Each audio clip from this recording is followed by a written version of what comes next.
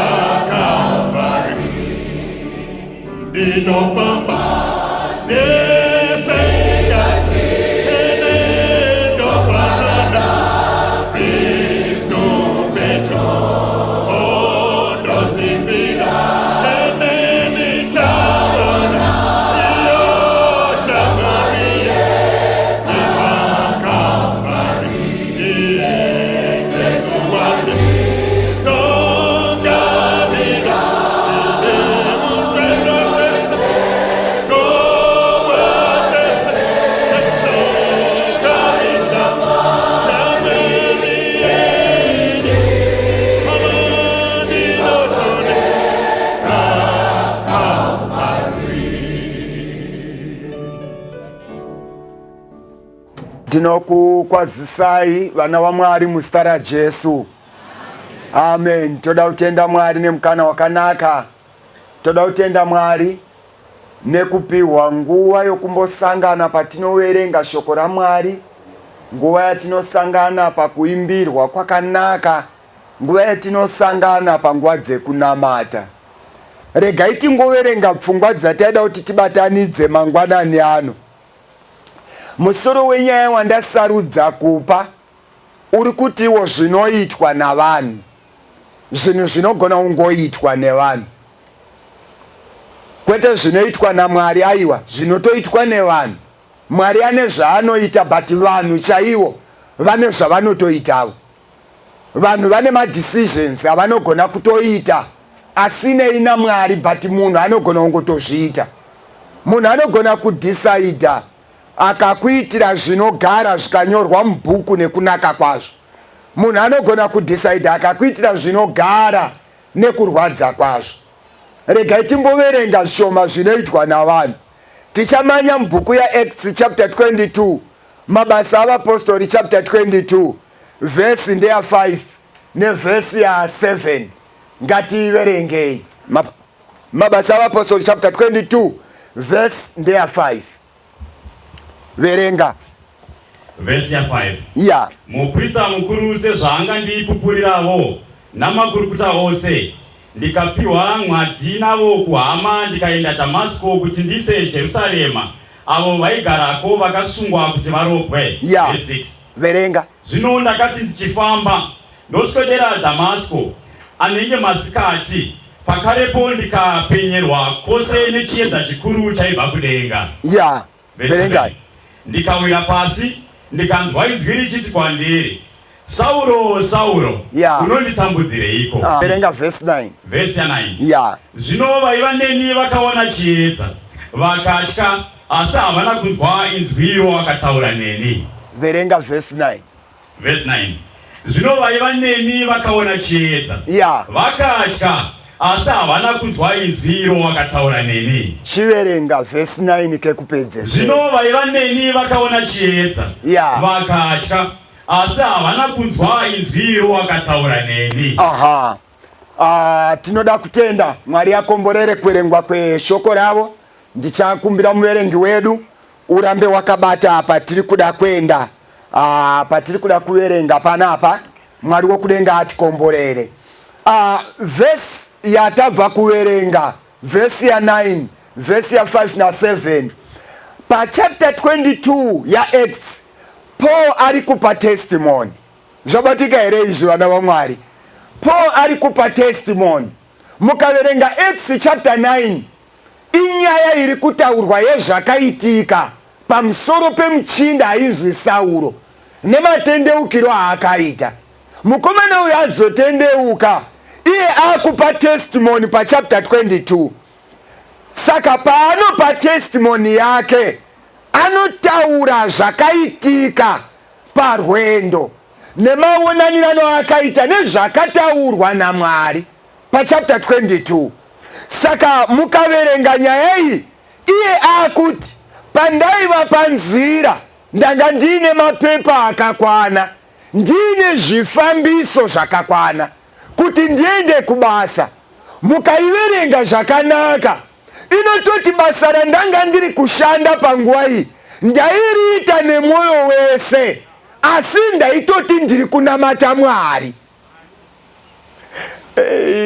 Dai manga manzwa zvandanzwa taifarira mangwanani ano. Hanzi ndaiita zvinhu izvi mukaiverenga kubva pavhesi 1.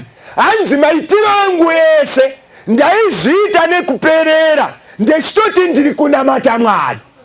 Ende pandakazviita ndaifara kuti zita raMwari riri kukudzwa. Mwari ari kutotungamirira. So far varume nevakadzi vanodana zita raJesu ndasunga vakawanda.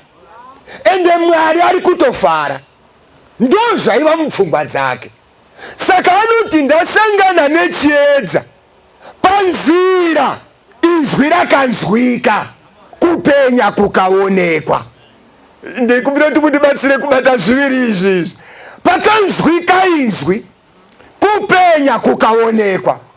Asi penyaya yezvinhu zviviri izvi, akanzwa i1, vakaona vakawanda. Akanzwa voice i1.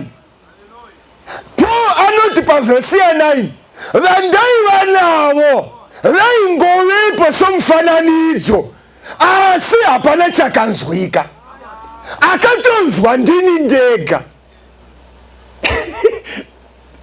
Uzoti unogona kushamisika uine munhu wakatogara naye zvekuti hazviiti ukuudza kuti uri kutongoita body viewing pane ari panext pako. Usanicheke newakagarisana naye. Nekuwanda kwatakaita uku vanangu, vamwe vedu vachaona kuwanda netaipi dzematende, asi achanzwa ndiwe. Ende izwai metsi dzedenga vanonzwa havawandi, asi vanoona ndo vanowanda. Handisi kuda kuparidza, tichazoparidza tatifambei, kuda kungotondedzana zvichaitika. Kuparidza tichatoparidza, asi mangwanani ano ndangoti titondedzane zviri kuda kuitika. Ugare waziva, usavhiringwe neari paWhatsApp nguva yesevhisi. Ndiye vanoona, vanonzwa haendi paapp nguva yesevhisi, because ani zvaari kuda kunzwa. Saka Paul anoti vanga varipo vakaona chiedza, ndo pavakaperera, but akataura havana kunzwa. Rambai makabata John chapter 12 verse 28. Verenga shamwari, kurumidza kusvika. John chapter 12 verse 28 na 29. Verse 28. Verenga. Baba akudza Israeri. Ipapo inzwi rakauya richibva kudenga richiti, ndatorikudza, ndicharikudzazve. Zvino vanhu vazhinji vakanga vamirepo vachizvinzwa vakati, kwatini? Vamwe vakati, mutumwa wataura naye. Manzwa here zvaita nyaya iyi. Hanzi naJesu, imwe nzvimbo ndakasvika ndikanamata, ndikati Baba vari kudenga, kudzai zita renyu. Ndapedza kutaura kudaro, meseji ndokubva kudenga, zvikanzisani ndatorikudza. But vaivapo, wakati manzuva ere kutinhira kwaita kunze unoti baba kudzai zita renyu, baba vakati ndatokudza zita rako, asi vaivapo havana kutonzwa zvokukudzwa kwezita, vakanzwa kutinhira. Zvobatika here vana vaMwari? Musakanganwe testimony atabva kuverenga. Paul achiti vazhinji vakangoona kupenya, asi message yakataurwa hapana akazvinzwa. Ndizvo zvinoita upenyu vana vaMwari. Vakawanda vaivepo, but havana chavakaona. Havana kunzwa akataura neni. Vakanzwa vacho, vakanzwa kutinhira, hapana message yakabatika. Rabai makabata. Akanzwa ndiJesu, vazhinji vakati kwatinhira. Ngatengei pamberi. Verenga shamwari yangu, verenga vhesi inotevera. Manya shamwari. 1 Samuel chapter 3 verse 4. Techenda pamberi. Verenga shamwari yangu. Verenga. Jehovha akadana Samueli. Iye akati, ndiri pano hangu. Yeshua. Verse ya 5. Akamhanyira kuna Eri akati, ndiri pano hangu nokuti mandidana. Yeshua. Eri akati, handina kukudana. Handina kukudana. Ndivata hakozve. Iye akandovatazve. Yeshua. Verse ya 7. Ya. Verenga. Asi Samueri wakanga achigere kuziva Jehovha. Uye shoko raJehovha rakanga richigere kumuziviswa. Verse 8. Ramba wakabata. Verse 8 rimwe zuva Samuel anga akarara. Pamba panga akarara. Pamba pa Eri, senior pastor Chitura.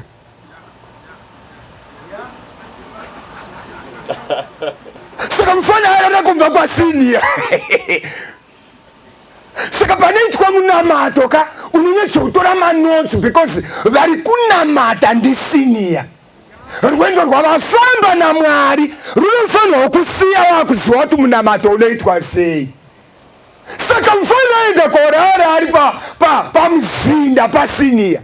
Saka pambaya papa penga paine mfana izi Hofini neumwe mfana izi Phineas. Vakomana ava vaitovepo pambapa kuzoti ivo mufundisi Eri vaivepo pambapa, but message yakanzwika naSamuel. Samuel anzwa kudana kwa Mwari, anomhanya kuna senior akati mandidana.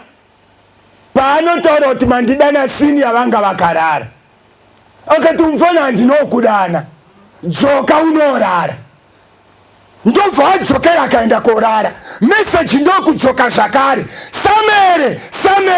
Samuel akamhanya akaenda kuna senior akati mandidana, zvikanzi handinokudana, dzoka unorara. Vanangu tiri tesere pamfungwa iri kuitika iyi. Adzoka aende konorara.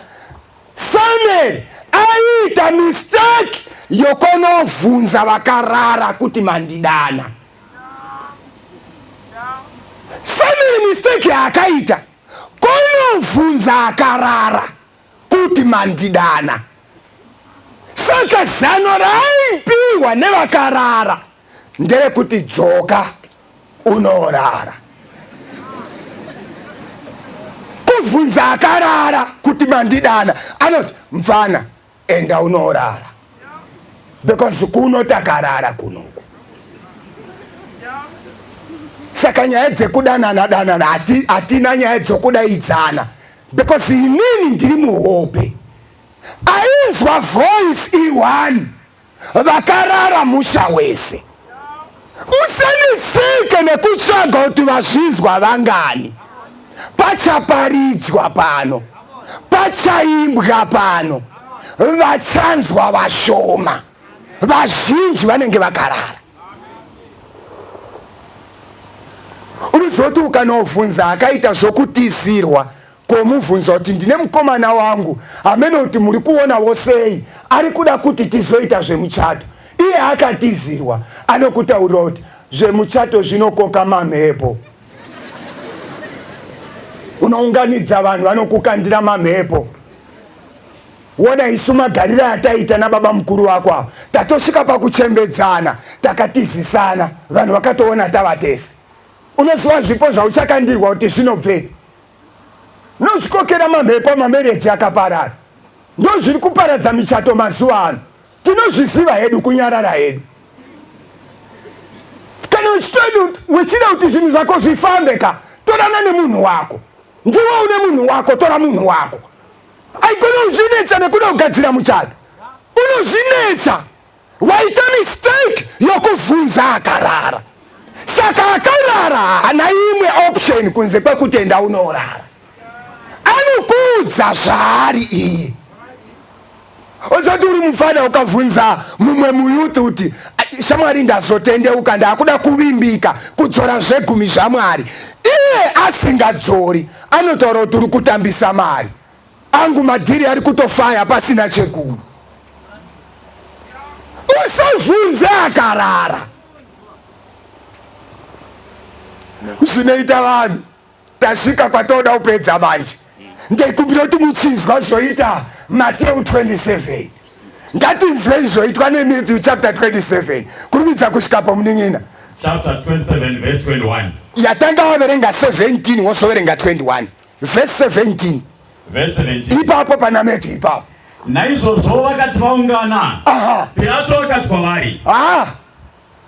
Pilato akati kwavari. Munoda ndikusunungurirei aniko? Aniko ramba wakabata. Barabhasi kana Jesu Kristu. Ramba wakabata. Anti muri kutoona kurwa kwadzaita nyaya dzacho.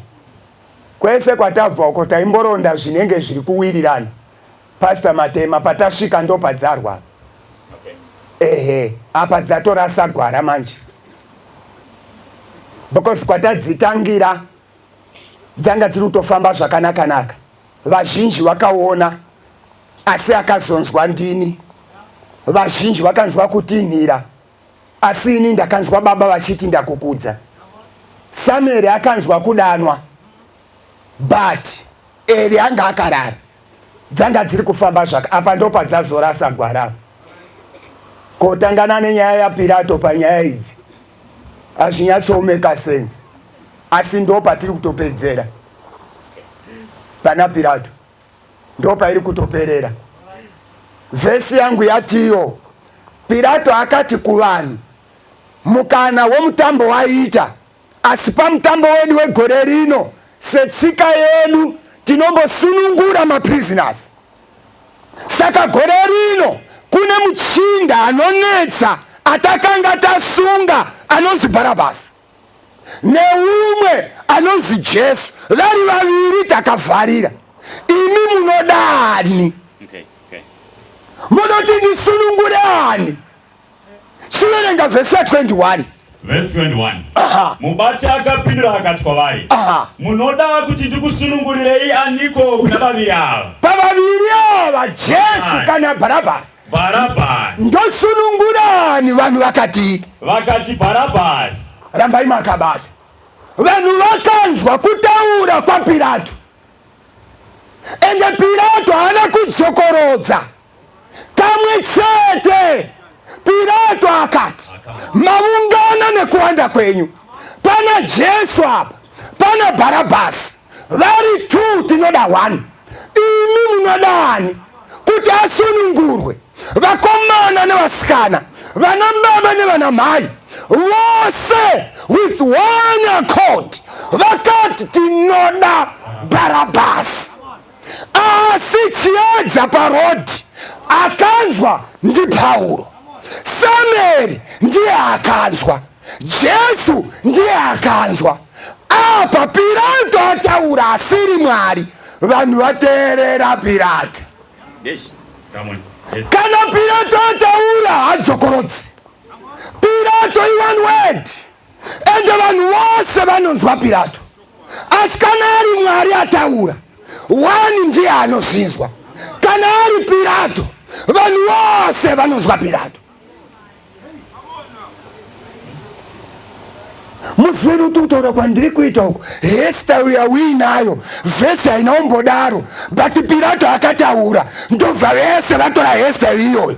akamuka akafusira ziso rekuleft, mangwani ochinja ofusira rekuright, mangwani osimudza vhudzi ronanga kumusoro, mangwani rodzoswa rakadai. Hapana vhesi yakadaro. Pilato akataura, ende Pilato ataura, vanhu vose vanozwa Pilato. Pilato akati Sunday ndo Sabata, nyika yose inomanyira kusondo. Kana Mwari akati Sabata harizi sondo, vashoma ndo vanoshinzwa. Saka iwe unonzwa voice yani pa upenyu wako? Kaitiro kako voice iri kutaura ndeyani?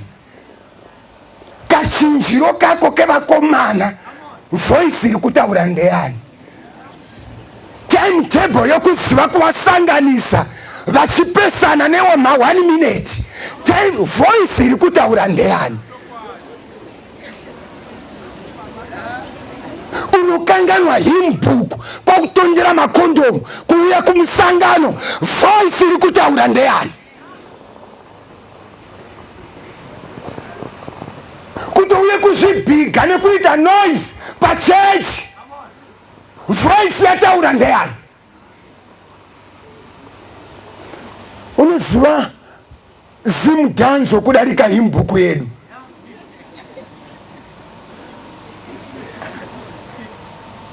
Unoposa wafunga kuti toke yako unokuwarusape. Munhu ari kudzamirwa.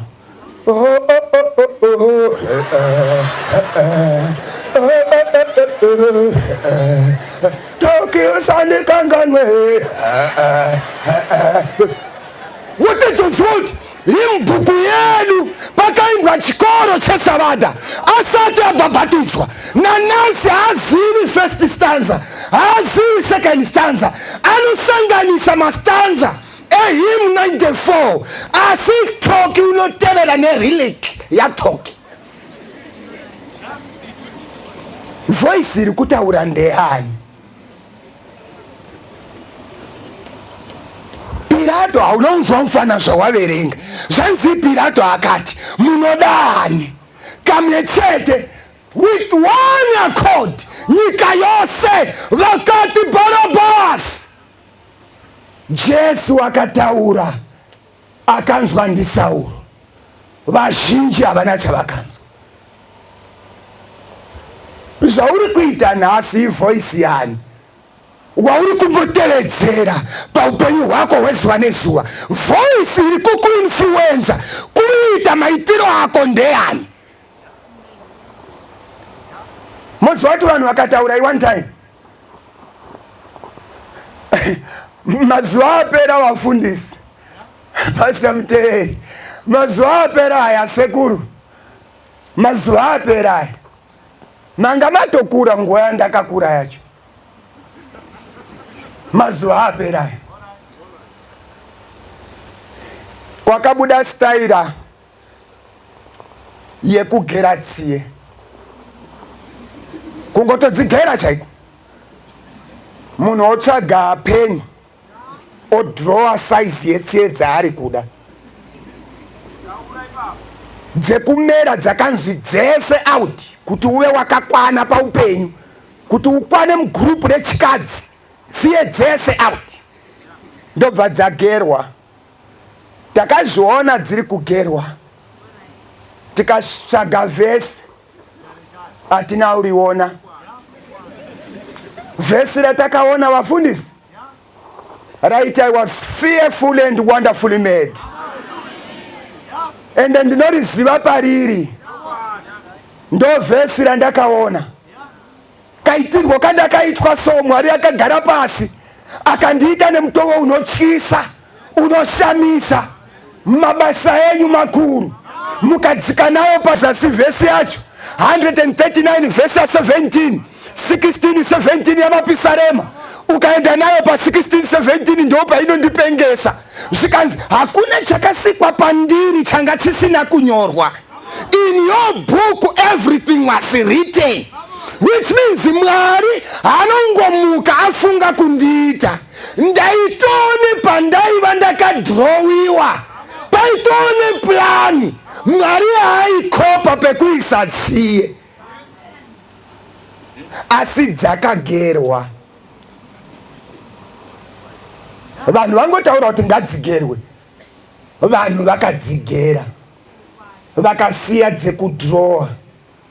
Ndobva tati garei dzine nharo katsiye dzigotanga kumera, dzepo chaidzo dzigomera, vachigera dzechimera, because ruoko rwakasika harusi rwekutamba naro.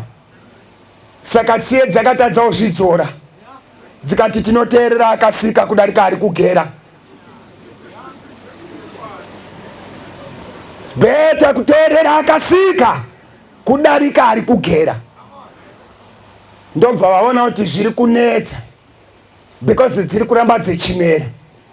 Iye zvino vakagara pasi vakati saka todini, zvikanzi dziextendei, because dzekumera hadzipfuuri level yadzo, ngadziextendwe. Hapana vhesi iroro mubhaibheri, asi ipo panapa vakadziextenda vakawanda. Unozotoshamisika mukomana wekuchechi anotodada nomusikana waanoti musikana wangu akaextenda tsiye. Pfungwa yako haikuudzere kuti paanomboshingira kuextenda tsiye tinosvikepi? Unozovafana vari panapa vamwe vacho vane zvivindi zvekuti kana Satani anovhunduka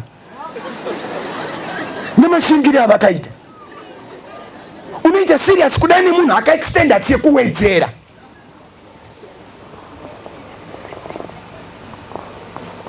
Izvi ndotongozvitaura, hapana chekutongoita, because izvi zvine vhesi ndozviziva.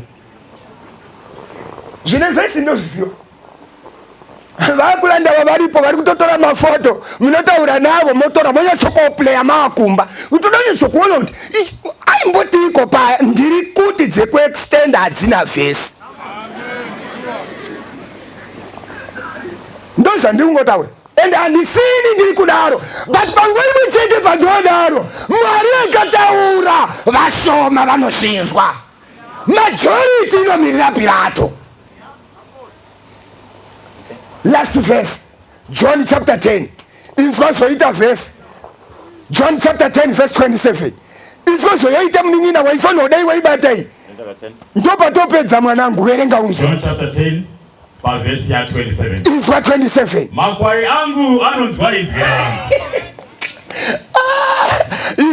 Izwa hanzi chiko dai. Makwai angu anonzwa izwi. Aiwa, vafundisi ndibetsirei kuzwa kuzvoita Jesu. Hanzina Jesu.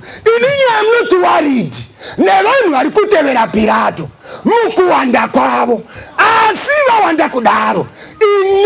Inini Jesu handishai mbeu, handishai mbeu.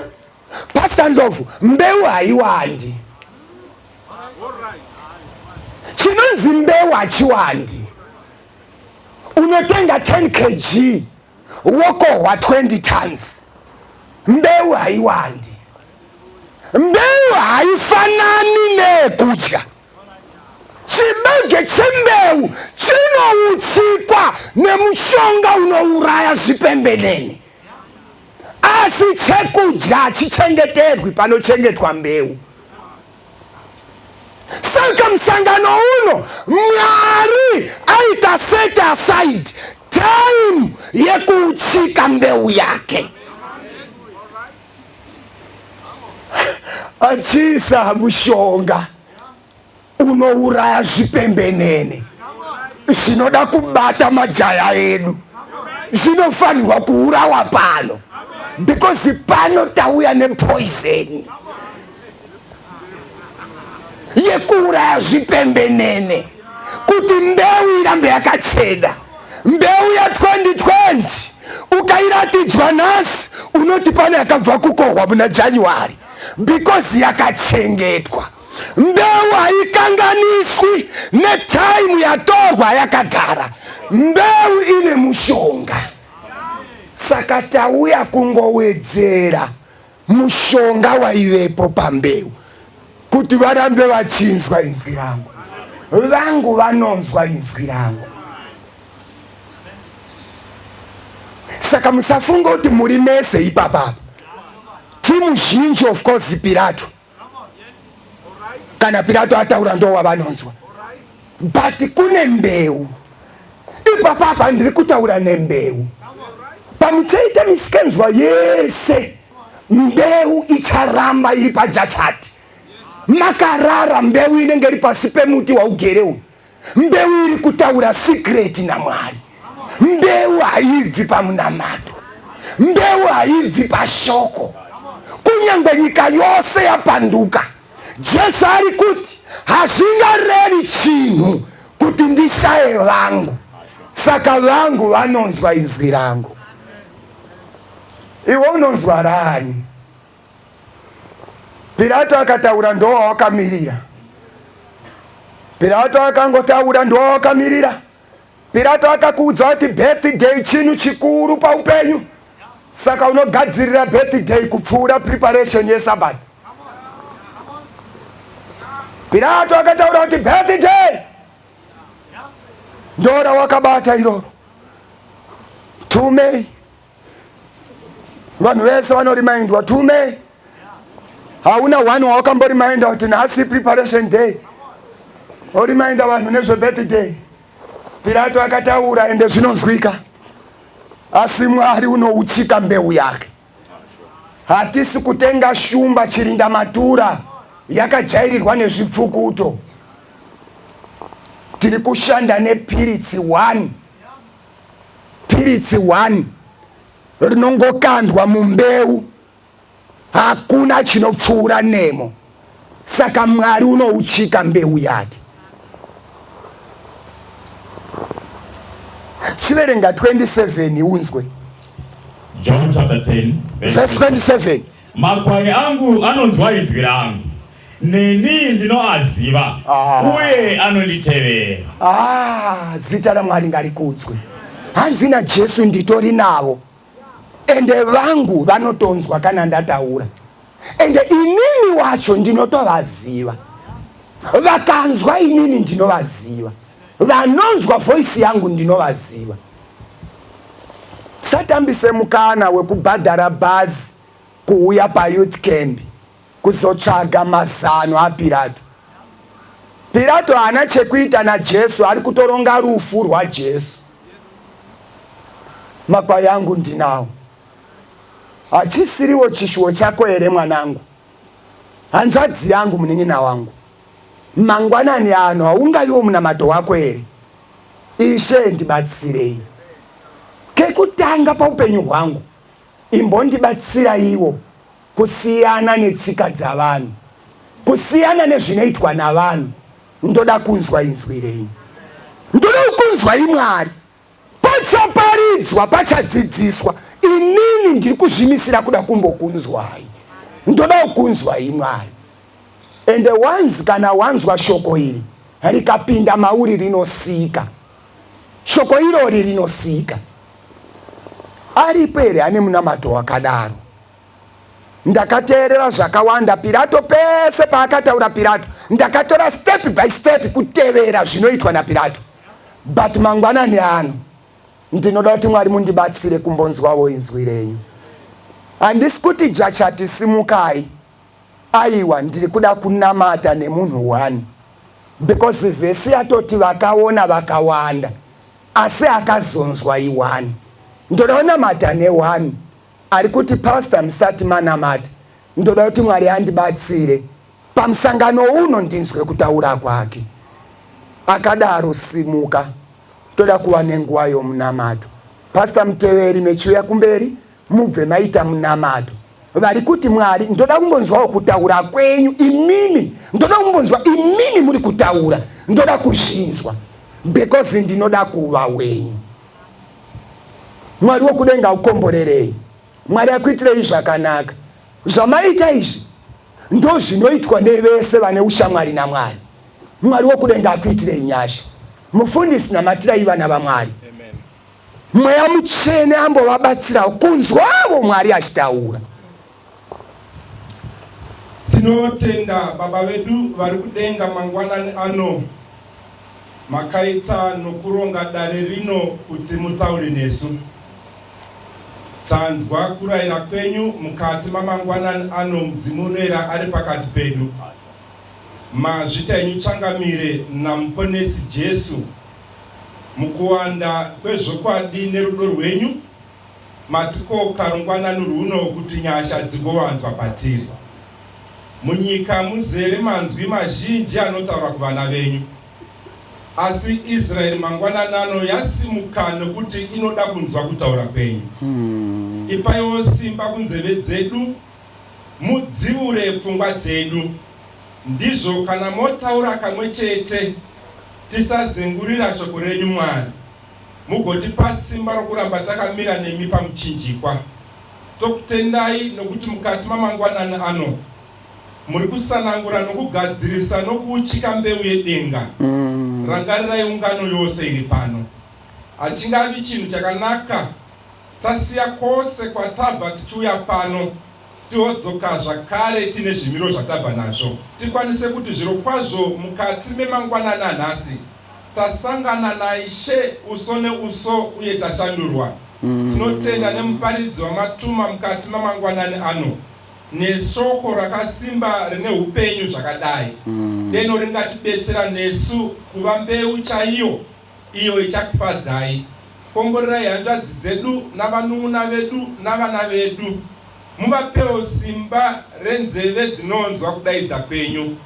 Tive makwai anozivikanwa nemwi, tive zvakare makwai anokuteverai.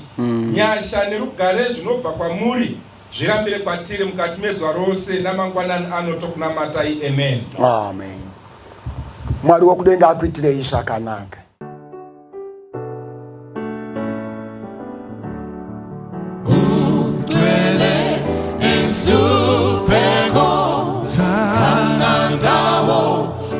Jesu utunji wengu flaba nawo ujesu nangu myango ilogo unongota Israel yangu tena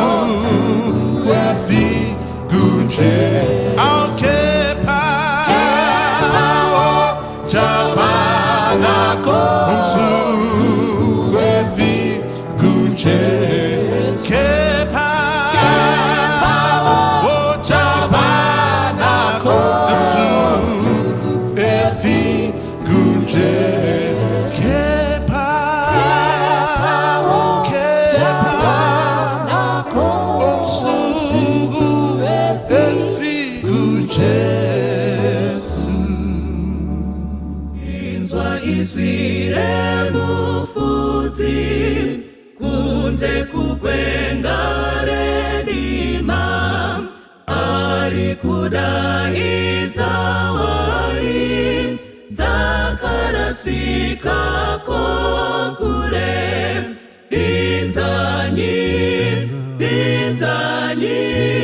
dzese dzarasika pinzanyi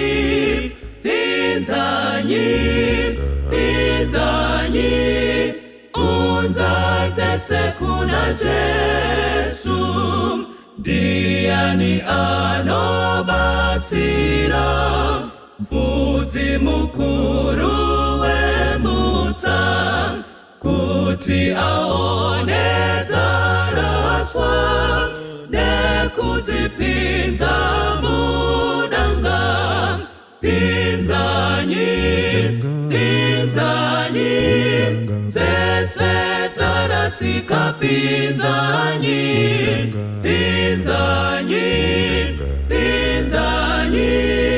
unza dzese kuna Jesu inzwanyi dziri kuchema kugomo guru kukwenga tenzi anoti kunesu endanyi kutsvaka dzangu pinzanyi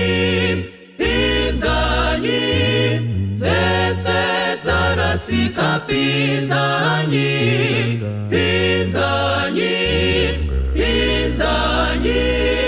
unza dzese kuna Jesu pinzanyi dzese dzarasika pinzanyi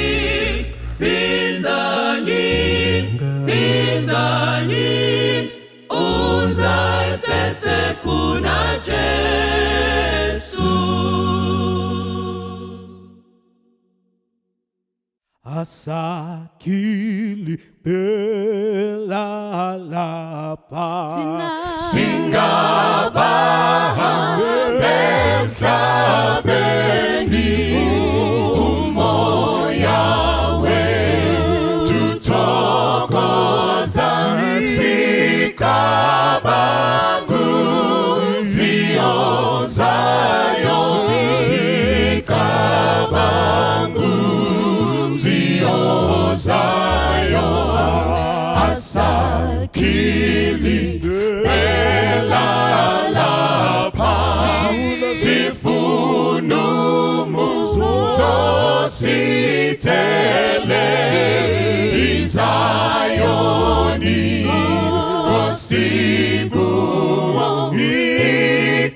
ikanyagu bepagate ikanyagu bepagate indaweke yokutula yokuphumuza abahambi engazathi ngingapapa ngiphumule khona mina ngiphumule khona mina thula moya wami thula inkosi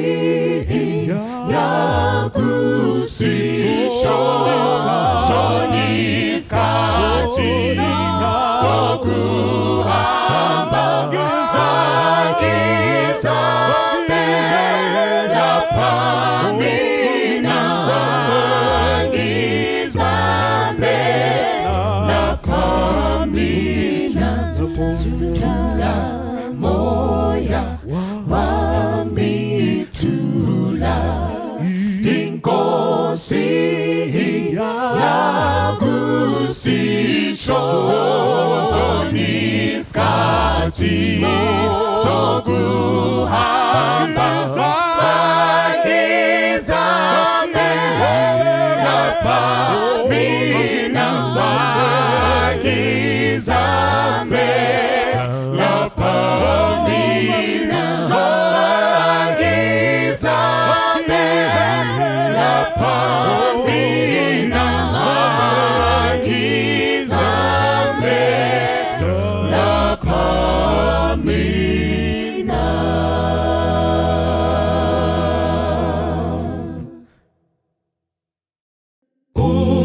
Ungasununguke muchitema Iripo simba mumaropa Ungakurirere chitema Iripo simba muropa Kune simba rinoshamisa muropa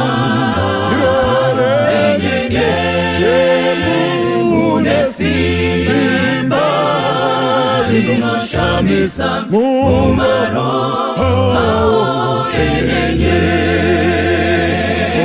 Ungasununguke mukuchiwa Riripo simba mumaropa Muyapaka vari unochena Riripo simba muropa Kune simba